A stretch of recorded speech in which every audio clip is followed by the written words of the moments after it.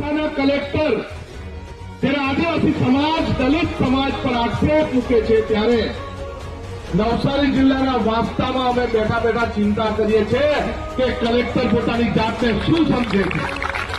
મહીસાગરના મારા આદિવાસી સમાજના ભાઈઓ દલિત સમાજના ભાઈઓ બહેનો એકલા નથી, હું આનંદ પટેલ પણ એમની સાથે છું અને એના માટે જ અમે આવ્યા કે કોઈ પણ કલેક્ટર હોય, બીજી જાતિના આગેવાન હોય, અધિકારી હોય એટલે કોઈને આડછાડ જૂતું બોલે એ અમે કદી ચલાવી લેવાના નથી। એ કલેક્ટર તમારા અને મારા ટેક્સના પૈસાનો પગાર લે છે, એ પબ્લિક સર્વન્ટ છે, કોઈ માલિક નથી।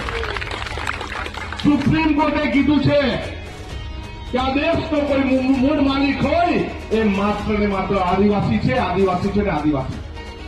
હું નથી કહેતો, સુપ્રીમ કોર્ટ કહે છે। ભારતના બંધારણમાં આપણને અનેક જોગવાઈઓ આપી છે।